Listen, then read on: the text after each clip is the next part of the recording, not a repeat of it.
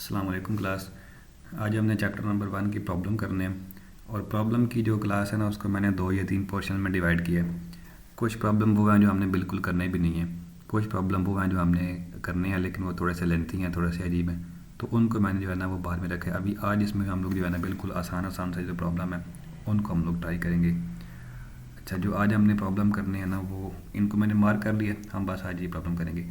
So let's start. Problem number 1 है, कहता है print I love Python using the Python shell. सिर्फ आपने ये करना है कि आपने एक कोड लिखना है और कोड आपको क्या प्रिंट करवा के देगा, आई लव पाइथन। तो आप अपना खोलें और यहाँ पे हम इसको सिंपली कह देते हैं कि प्रिंट, उसके बाद आई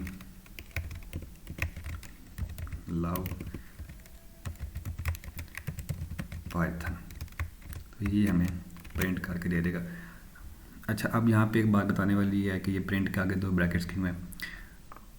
ये भी वैसे तो चैप्टर 2 का ही है, लेकिन अभी क्योंकि यहाँ पे आ गया और हम आगे इसको थोड़ा सा यूज़ भी करेंगे तो मैं बता देता हूँ। पाइथन के अंदर जितने भी फंक्शन होते हैं ना, इनको फंक्शन बोलें या मेथड बोलें, वो आते हैं अ पेयर ऑफ ब्रैकेट्स के साथ, अ पेयर ऑफ पैरेंथेसिस के साथ, छोटी ब्रैकेट के साथ। हमने जो भी काम करवाना होता है हम उसको जो इन्फॉर्मेशन देते हैं वो इन्फॉर्मेशन हमने इस छोटी ब्रैकेट के अंदर लिखनी होती है।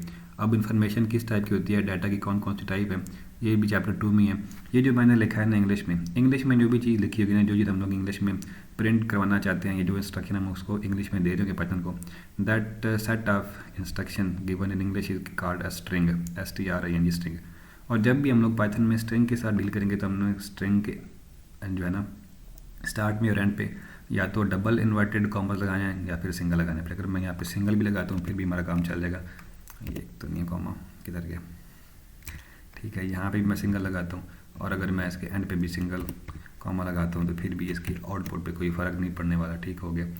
ये बस आप यहाँ बस इतना याद रखना है कि जब आपने कोई चीज़ प्रिंट करवानी हो तो उसके अंदर जो ब्रैकेट पे आपने इंग्लिश में चीज़ लिखनी है उसके उधर आपको जो कॉमाज हैं वो लगाने पड़ेंगे। वेरिएबल के उधर हम लोग नहीं लगाते, लेकिन जब हमने डायरेक्ट कोई स्ट्रिंग प्रिंट करवानी है तो फिर हमें ये कॉमा लगाना पड़ेगा। अगर हम लोग कॉमा के बगैर करेंगे तो वो कहेगा कि ये जो सिंटैक्स है ये इनवैलिड है, perhaps you forgot the comma. और देखो पाइथन की सबसे मज़े की बात ये भी है कि हम इसको यूज़ करते हैं क्योंकि ये हमें कभी कभी गलती एक तो बताता है कि गलती है कहाँ पे, ठीक है। जब हम लोग बड़ा प्रोग्राम लिखेंगे ना तो हमें ये प्रॉपर ये सेल नंबर और लाइन नंबर बताएगा कि आपका एक तो प्रॉब्लम है कहाँ पे, और कभी कभी हमें ये भी बता देता है कि आपने जो मिस्टेक की है शायद आप उसको ये करके आप उसको दुरुस्त कर सकते हो, तो वो हमें बता भी रहा है कि आपने कॉमा मिस कर दिया। ठीक है, अभी के लिए इसका इतना ही काफ़ी है। तो ये हमारा पहला प्रॉब्लम था। सेकंड प्रॉब्लम जो है ना, सेकंड थर्ड फोर्थ वो हमने नहीं करने। वो कह रहा है कि पहले आपने आई लव पाइथन को प्रिंट करना है, फिर आपने इसको एक फ़ाइल में स्टोर करके अपनी उधर रन करना है। फिर कह रहा है कि आपने import antigravity in the Python shell फलां फलां फलां। ये जो है ना हमसे वैसे एक्सरसाइज करवा रहा है, मतलब ये कह रहा है कि आप अपने कंप्यूटर पे बैठ करो। इनका हमारे पेपर के साथ कोई लिंक नहीं है और ये पेपर में नहीं आने वाले।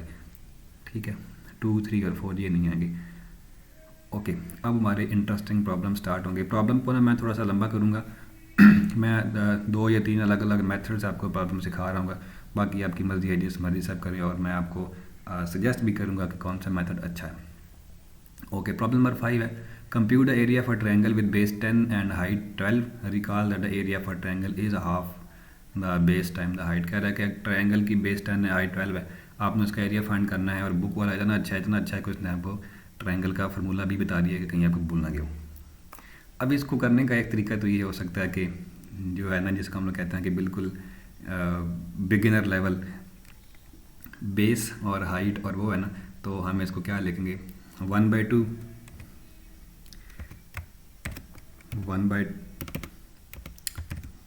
1/2। और आपने ये काम करना नहीं है, मैं आपको वैसे बता रहा हूँ कि हो तो ये ऐसे भी जाता है 1/2। आगे उसकी बेस है मेरे ख्याल में 10 है और जो उसकी हाइट है मल्टीप्लाइड में उसका साइन नहीं भूलना, इसको यहाँ हटा देते हैं, ऐसे ही लिखते हैं 10 आगे मल्टीप्लाइड बाय 12, ऐसे ही है, मुझे ये भूलेगा। हाँ 10 है और हाइट इसकी 12 है, तो हो तो जाएगा ये, ठीक है। इसको अगर मैं रन करता हूँ तो उसने मुझे 60 दे दिया, लेकिन this is not a good method to solve a problem. ठीक है, हम इसको ऐसे बनाएंगे कि किसी यूज़र को समझ आ जाए। तो कल जो मैंने क्लास में लास्ट में बात बताई थी वेरिएबल्स वाली, हम उन वेरिएबल का इस्तेमाल करेंगे। मैं अपने पास से अपनी मर्ज़ी के हिसाब से कुछ वेरिएबल बनाता हूँ, फिर इसको मैं खुद बताऊँगा कि ये वाला फार्मूला तुम्हें लगाना है और उस फार्मूले के अकॉर्डिंग ये हमें आंसर करके देगा। मैं एक वेरिएबल बनाता हूँ, मैं इसको कहता हूँ कि a = 10, और b इज़ इक्वल टू 12, और फिर इसको मैं कहता हूँ कि एक फार्मूला है, और उस फार्मूले के जो नाम है, देखो ये इसको आप बिल्कुल मासूम बच्चा समझो, इसको कुछ भी नहीं पता, हर चीज़ आपने इसको बना के देनी है। उसके बाद मैं कहता हूँ कि ये एक चीज़ है, उसका हम एरिया कहते हैं, और एरिया इक्वल होता है वही, अब मैं फार्मूला बनाऊँगा 1/2 और आगे मल्टीप्लाइड बाय ए और मल्टीप्लाइड बाय बी। ठीक है, अब अगर इसने आपने इसको यहाँ पे लिख दिया ना बेस और हाइट, तो ये कहेगा बेस और हाइट क्या होती है, क्योंकि हमने अपने वेरिएबल कुछ इस तरह के बनाए हुए हैं, हमें पता है ना कि ए जो है वो इसकी बेस है और जो इसका बी है वो हाइट है, तो मैंने वही वेरिएबल इसके फार्मूला में भी लिख दिया, मैंने यहाँ पे ए लिख दिया, यहाँ पे बी लिख दिया, और फिर मैं इसको कहता हूँ कि आपने क्या करना है, एरिया लिख के उसको मैं ये करता हूँ, तब उसने मुझे आंसर वही 60 दे दिया। अब मैं आपको सजेस्ट करूँगा कि आप बजाय यहाँ पे एरिया लिखने के आप यहाँ पे लिखें प्रिंट एरिया, प्रिंट एरिया, तो ये अब भी 60 आ गया। अब आपका अगला सवाल तो ये होगा कि पीछे जो मैंने एग्जांपल किए, जो मैंने यहाँ पे वो अरेंज कर दिए, उसमें तो मैंने जो ब्रैकेट में इंग्लिश लिखी हुई थी उसके उधर मैंने कॉमा लगाए और यहाँ पे मैंने कॉमा नहीं लगाया। देखें अब जो ये वाला एरिया है ना, ये एरिया हमारा वो स्ट्रिंग नहीं है, ये एरिया हमारा ये वाला वेरिएबल बन चुका है जिसमें कोई एक फार्मूला स्टोर है। तो जब भी हम लोग कोई वेरिएबल प्रिंट करवा रहे होंगे तो फिर हम लोग उसके राउंड कॉमर्स नहीं लगाएंगे, और अगर मैंने वैसे कोई इंग्लिश में चीज़ प्रिंट करवानी है तो फिर हम वहाँ पे जो है ना वो कॉमर्स लगाएंगे। फॉर एग्जाम्पल मैं कहता हूँ कि हमारी जो आउटपुट है वो थोड़ी सी ऊपर कहाँ जा रहा है भाई, अच्छी लगे, तो मैं ये लिखूँगा the area of your triangle is equal to का साइन डाल के ये कॉमा ये।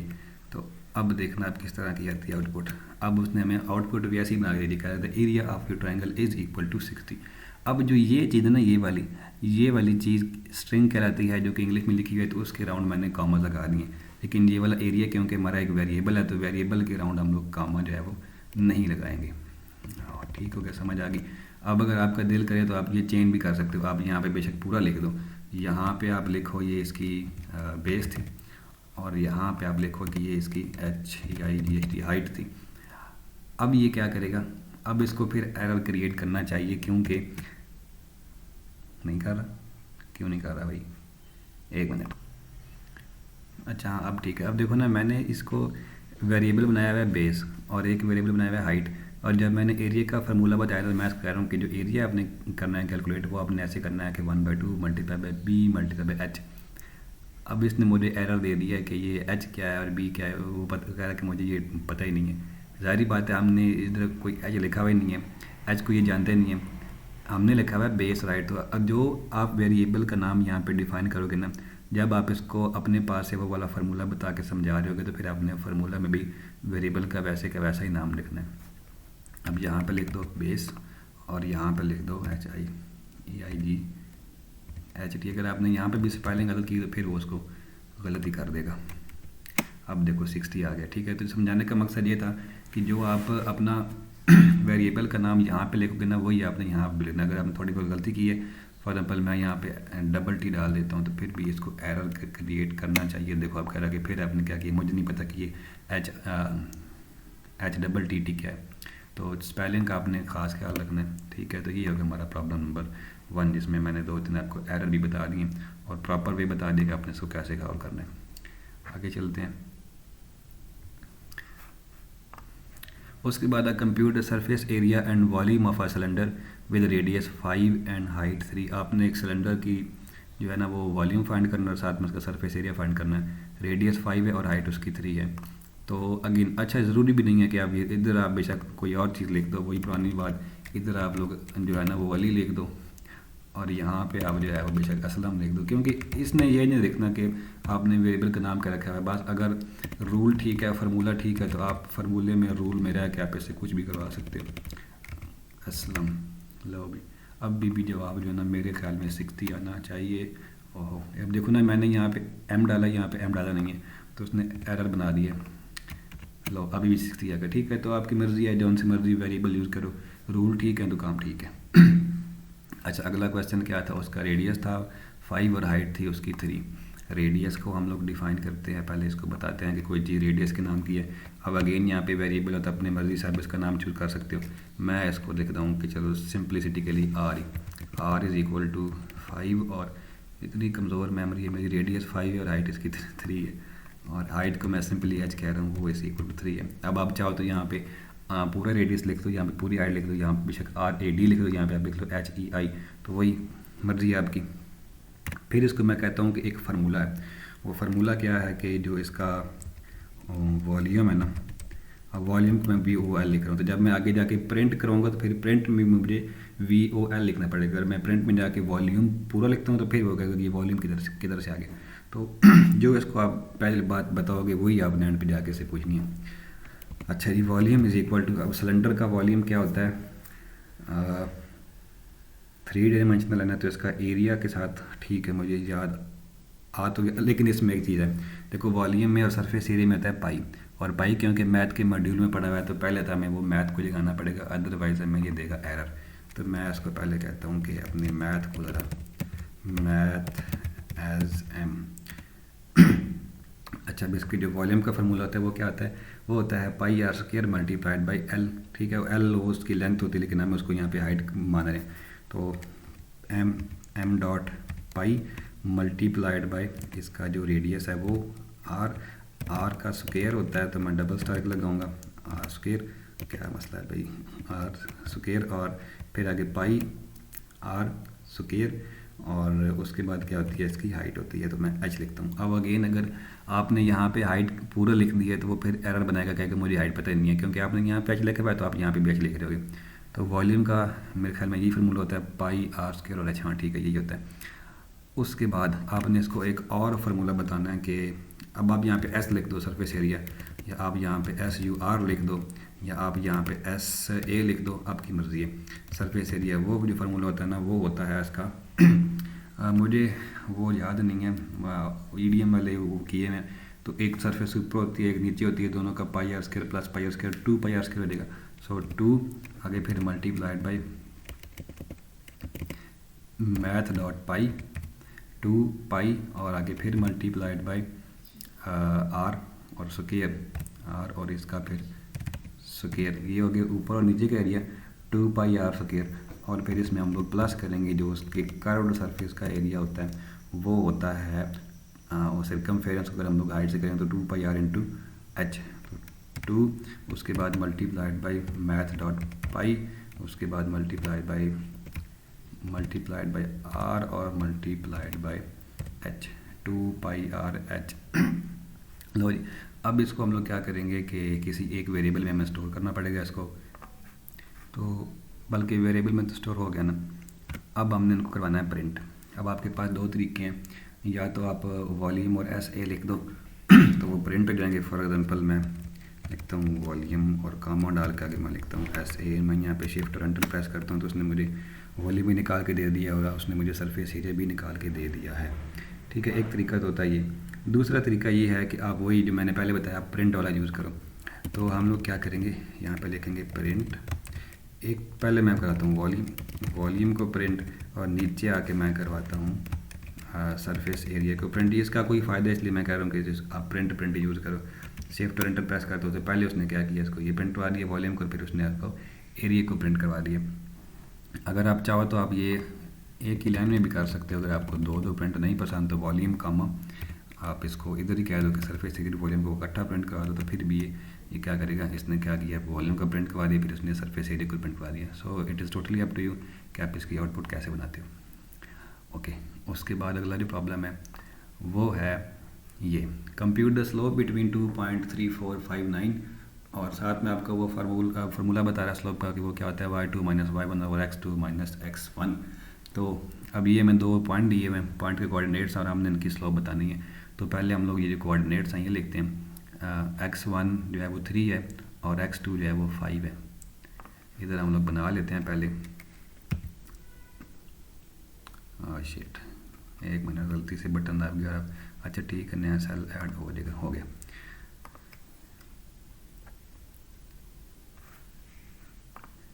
x1 3 है और x2 है हमारे पास 5। तो हम पहले वेरिएबल बनाते हैं x1 और वो है 3, और जो x2 है वो है 5। अगर आप लोगों ने यहाँ पे स्पेस डाल के लिखा x1 और स्पेस डाल के लिखा x2 तो ये फिर आपको देगा एरर। ये वेरिएबल का एक रूल होता है, आगे पढ़ेंगे हम लोग कि हम लोग वेरिएबल के नाम के अंदर स्पेस नहीं डाल सकते, यहाँ अंडरस्कोर डाल सकते हैं, लेकिन अभी के लिए आपने ऐसे करना है। x1 3 है, x2 5 है, उसके बाद y1 और y2 हमने लिखना है। पहले मैं यहाँ लिख लेता हूँ y1 और y2। अब ये क्या क्या है, y1 हमारा है 4 और y2 हमारा 9 है। सो y1 इज़ इक्वल टू 4 और जो हमारा y2 है दैट इज़ इक्वल, थोड़ी सी स्पेस डालो, वो है 9। अच्छा जी, फिर कहता है कि स्लोप करनी है, स्लोप का फार्मूला ये होता है। अब हम बनाएंगे एक स्लोप का फार्मूला। तो अब स्लोप को आप SLP लिखो या इसको आप SLOP लिखो या OPE लिखो, एक ही बात है, क्योंकि वेरिएबल का नाम हमने अपनी मर्ज़ी से लगाना होता है। स्लोप क्या होती है, इज़ इक्वल टू, अब मैं सजेस्ट करूँगा कि आप ऊपर भी और नीचे भी दोनों पे ब्रैकेटें ऐड कर दो, ठीक है। वो क्या होती है y2, उसके बाद माइनस y1 और ये चीज़ डिवाइडेड बाय जो है ना x2 माइनस x1, ये चीज़, और 10 लिख दिया मैंने। ये अगर आपने यहाँ पे स्मॉल y लिखा हुआ है, यहाँ पे कैपिटल Y लिखा हुआ है, फिर भी एरर आएगा। अगर आपने यहाँ पे बड़ा x लिखा हुआ है, यहाँ पे छोटा x लिखा हुआ है, फिर भी एरर आएगा। सो जो आपने वेरिएबल यहाँ पे डिफाइन किए हुए हैं वही आपने यहाँ पे लिखने हैं। अब अगर मैं नीचे आता हूँ, ठीक है, तो अगर मैं वही सिंपल भी स्लोप लिखता हूँ तो फिर भी ये मुझे जवाब तो निकाल के दे देगा। क्या हुआ है, अब देखो ना मैंने क्या किया है, ऊपर मैंने लिखा हुआ है SLOP, नीचे मैंने लिख दिया SLOPE, तो कह रहा है मुझे क्या पता ये क्या होती है। तो ये स्पेलिंग गलत हो गए थे, ये लो, इसने मुझे 2.5 निकाल के दे दिए। और अगर मैं चाहूँ तो मैं इसको प्रिंट के अंदर ला के भी इसको प्रिंट करवा सकता हूँ, जो कि एक बेस्ट मेथड है। अब क्या है, अब फिर मैंने ये लिख दिया तो अच्छा जी, ये अभी भी 2.5 आ गया, ठीक हो गया। ओके, आगे है प्रॉब्लम नंबर ये, compute the distance between two, वो हमने डिस्टेंस फार्मूला लगाना है, वही वाले पॉइंट दिए हैं, और अब हमने क्या करना है, उनके दरमियान जो डिस्टेंस है ना वो फाइंड करना है। सो मैं क्या करता हूँ, जल्दी से मैं यही वाली वैल्यूज यहाँ पे कॉपी पेस्ट कर लेता हूँ, क्योंकि ये सेम ही है, ये कॉपी है। अब मैं एक फार्मूला बनाऊँगा डिस्टेंस का, DIS लिख दो या डिस्टेंस पूरा लिख दो, आप पे डिपेंड करता है। अब इसके फार्मूले में जो है ना वो क्योंकि स्क्वायर रूट आ रहा है तो क्या करें, अच्छा हमने ऊपर इसको मैथ को हमने एज एम करवाया, लेकिन बेहतर है कि आप ना हर उसमें करें, क्योंकि आपने कॉपी पे बार बार अलग अलग प्रॉब्लम करने हैं। तो अगर आप हर दफ़ा हर प्रॉब्लम के स्टार्ट में भी मैथ को इंपोर्ट करवा लें तो भी कोई मसला नहीं है। मैथ एज एम, ठीक है। डिस्टेंस, अब डिस्टेंस का फार्मूला क्या होता है, डिस्टेंस का फार्मूला उसने बताया हुआ है कि स्क्वायर रूट है, फिर आगे x2 माइनस x1 का स्क्वायर है प्लस y2 माइनस y1 का स्क्वायर है। तो हम यहाँ पे पहले लिखेंगे स्क्वायर रूट, मैथ डॉट, हमने सीखा हुआ है कि स्क्वायर रूट का हम लोग x3 लिखते हैं और हर फंक्शन के आगे आती है ब्रैकेट। अब ये आ गई है स्क्वायर रूट की ब्रैकेट। अब इस ब्रैकेट के अंदर हमने दो ब्रैकेटें और ऐड करनी है, एक x2 माइनस x1 वाली है, दूसरी y2 माइनस y1 वाली ब्रैकेट है। तो यहाँ पे अब मैं थोड़ा जल्दी करता हूँ क्योंकि अब हमें समझ आ गई है कि क्या करना है। x2 माइनस x1, अगर आप यहाँ पे स्पेस ना भी डालो फिर भी काम चलेगा, बट इट इज़ सजेस्टेड कि आप यहाँ पे स्पेस डालो। ऊपर इसका स्क्वायर भी है तो स्क्वायर के लिए डबल स्टैरिक और फिर यहाँ पे आएगा प्लस, और इसके अंदर हमने क्या लिखना है y2 माइनस y1 और फिर उसका भी स्क्वायर y2 माइनस y1 और बाहर इसका भी स्क्वायर। ये अब मैं चेक भी कर लूँ, ये वाली ब्रैकेट और ये वाली स्क्वायर रूट की है, ठीक हो गया। उसके बाद ये इसकी है और ये इसकी है। अब मेरे ख्याल में तो इसको प्रॉपर चलना चाहिए। अब मैं इसको कहता हूँ कि जो मैंने वेरिएबल बनाया डिस्टेंस का उसको मुझे प्रिंट करवा के दो, तो ये आगे इसका डिस्टेंस दो पॉइंट के दरमियान, ठीक है। अच्छा जी, आगे चलते हैं। अगला जो प्रॉब्लम है वो है use the Python factorial function to compute 6 factorial. सबसे आसान जो है ना यही प्रॉब्लम है। तो अभी ऊपर ही मैथ इंपोर्ट हुई है, तो इधर दोबारा मैथ ना भी इंपोर्ट कराऊँ तो मैं लिखता हूँ m डॉट फैक्टोरियल और आगे फैक्टोरियल के ब्रैकेट लगा के मैं 6 डाल देता हूँ, एंटर प्रेस करता हूँ तो मुझे इसने 720 फैक्टोरियल दे दिए। अगर आप अगेन यहाँ पे भी मैथ को इंपोर्ट करवाना चाहो तो फिर भी करवा सकते हो, लेकिन बेहतर ये है कि आप हर बारी करवाई जाओ, ठीक है। उसके बाद अगला प्रॉब्लम आगे है, ये बाकी अंदर वाले हम लोग कुछ छोड़ेंगे भी सही, कुछ बाद में भी करेंगे। उसके बाद है आगे, पहले कौन सा करें, आसान वाला करें पहले, ये करते हैं कंप्यूट साइन 87, फिर वो टर्ल कर लेंगे। साइन 87 हमने कंप्यूट करना है जी। तो ऊपर हमने वो मैथ को पहले से इम्पोर्ट करा, तो मैथ एम डॉट साइन और 87, एक तो करेगा ये गलती, ये देखो इसने साइन 87 को कर दिया 0.82 पता नहीं क्या। वैसे जो साइन 87 है ना वो कितना होता है मेरे ख्याल में 0.9 समथिंग होता है। तो इसने गलती क्यों की है? गलती इसने ये की है कि हमने इसको बताया नहीं है कि ये साइन डिग्री में कि रेडियन में। तो मुझे एक होता है फंक्शन रेडियन फंक्शन, वो यूज़ करना पड़ेगा। तो एक दफ़ा इसको मैं हटाता हूँ साइन, और उसके बाद मैं लिखता हूँ मैथ डॉट रेडियंस। अब ये जो रेडियंस है ना ये भी मैथ के मॉड्यूल में है, तो इसलिए मैंने यहाँ पे एम लिख दिया। और रेडियंस के आगे इसकी खुद की एक ब्रैकेट आती है। अभी मैंने सबसे पहले बताया था कि जितने भी इसके फंक्शन हैं या मेथड्स हैं वो अपने साथ एक ब्रैकेट लेके आते हैं। अब ये वाली ब्रैकेट तो साइन की है, जो साइन का आर्गूमेंट है, और ये वाली ब्रैकेट रेडियन की है। और रेडियन के अंदर मैं 87 टाइप करूँगा। तो अब ये क्या करेगा, हाँ 87 को पहले रेडियन में कन्वर्ट करेगा। जब रेडियन में कन्वर्ट हो जाएगा उसके बाद फिर ये रेडियन को ये साइन को बता रहा कि अब तुम्हारी ये रेडियन वाली वैल्यू है। अब अगर इसको मैं यहाँ पे प्रिंट करता हूँ तो देखो अब इसने क्या किया 0.9 है वो आंसर दे दिया। ठीक है, अब इसको भी लिखने का ये कोई अच्छा तरीका नहीं है। हम इसको जो है ना पूरी एक प्रोग्राम की फॉर्म में लिखते हैं। हम कहते हैं कि एक ए वैल्यू है, उसके अंदर 87 स्टोर है, और एक जो है ना हम क्या कर लें, ऐसे बी कह देते हैं। बी एक फार्मूला है, और फार्मूला क्या है, वो फार्मूला कुछ यूँ है कि वो है एम डॉट साइन ऑफ ये, इसके अंदर हम लोग क्या लिखेंगे मैथ डॉट रेडियंस, और रेडियंस में अब हम क्या लिखेंगे ए, क्योंकि हमने उस वैल्यू को ए में स्टोर करवा दिया। तो अब ये क्या करेगा, पहले ए का रेडियन में कन्वर्ट कर देगा, और फिर रेडियन में कन्वर्ट करने के बाद साइन को दे देगा। नीचे आके मैं इसको कहता हूँ कि ये जो हमने वेरिएबल बनाया हुआ है बी, इसको तुम मुझे प्रिंट करके दो। तो अगेन आंसर इज सेम, ठीक हो गया।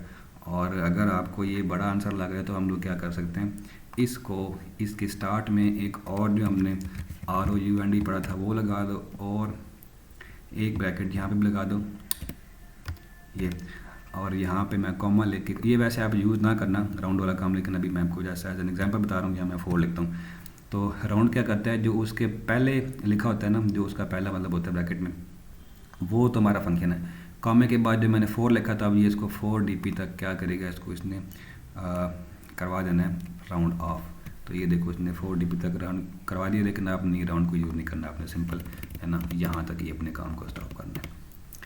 ओके, उसके बाद आगे क्वेश्चन है हमारे पास 15, right a Python statement that generate a following error attribute error module math has not attributed SNI। कहता है कि आप एक ऐसा प्रोग्राम लिखो जिसके एंड पे ये वाला एरर आए SNI। तो मैं आपको लिख के बताता हूँ।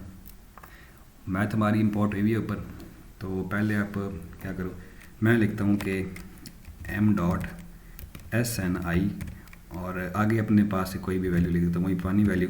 तो अब देखो इसने हमें क्या एरर दे रही है, the module math has no attribute SNI। वही स्पेलिंग वाली गलती है।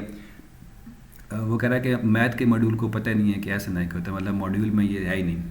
ठीक है, तो क्योंकि मैंने स्पेलिंग उल्टे लिखे हैं तो ये तो ऐसे ही था प्रॉब्लम छोटा सा। अगला भी ऐसे ही है, कहता है कि write a Python program that generate the following error, type error sign खाली bracket take only 1 argument 0 given. ठीक है, वो कहता है कि अगर आपने यूं किया है, इसी को मैं ठीक करके ना साइन लिख के इधर ही मैं इसको ख़त्म कर देता हूँ प्रॉब्लम को। मैं ऐसे करता हूँ, देखो मैंने साइन को आर्गूमेंट दिया ही नहीं है कोई।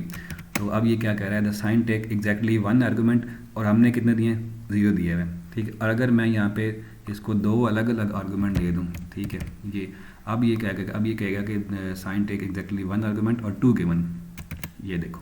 ठीक है, तो बताने की कोशिश ये करता है कि साइन सिर्फ एक ही वैल्यू लेता है। अगर आपने कोई भी नहीं दी तो 0 वो बता देगा, और अगर आपने 2 या 3 दे दिए तो फिर आपको जो है वो बताएगा कि आपने इसको इतने आर्गूमेंट दे दिए, आपने इसको देना एक ही था, अब ये तो 3 आ गए। ठीक है, तो प्रॉब्लम कुछ यूँ था कि आपने ये खाली साइन जनरेट करना है, तो वो आपको फिर एरर देगा कि साइन में तो सिर्फ कोई वैल्यू है ही नहीं। ये भी हो गया।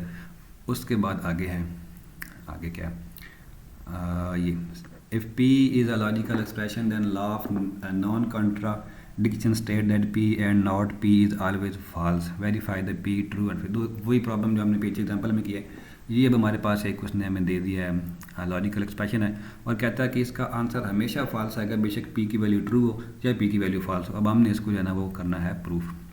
तो इसको मैं यहाँ से करता हूँ कॉपी, ताकि मुझे बाद में भूल ना जाए, मुझे बार बार यहाँ पे आना पड़ रहा है। उधर जाके मैं उसको पहले लिख लेता हूँ।